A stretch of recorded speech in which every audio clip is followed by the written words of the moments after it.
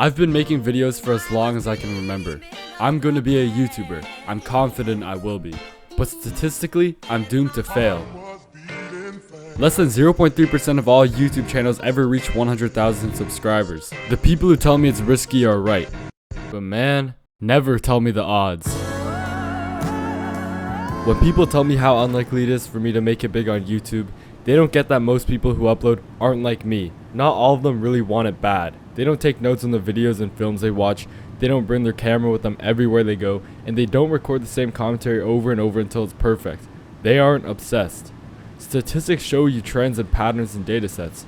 For example, you could be white, but you're not the average of all white people. You'd be one white person with unique experiences. You're not the dataset, you're one data point.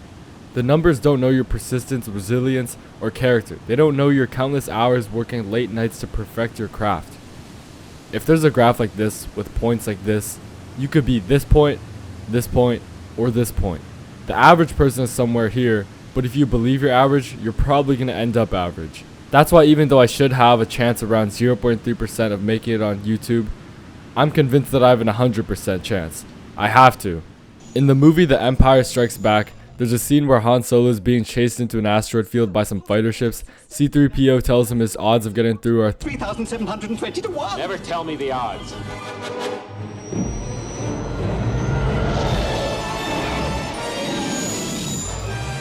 Of course he has to go through the asteroid field anyways. What else could he have done?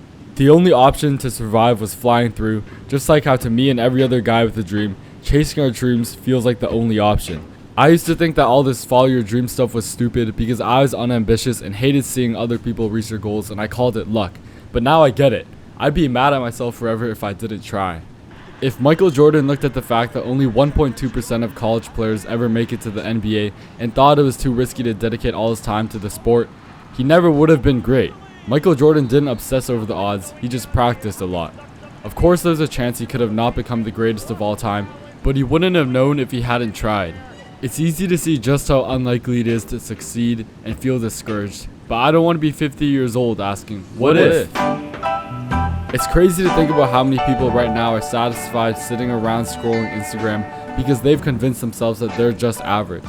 I know a guy who used to have huge dreams as a kid who promised himself he'd turn them into reality, but now he's changed his mind and he's satisfied going to university for something that he doesn't care about. It's you, maybe. I don't know, maybe I'm just being naive. Not a day goes by where I don't imagine my life after making it.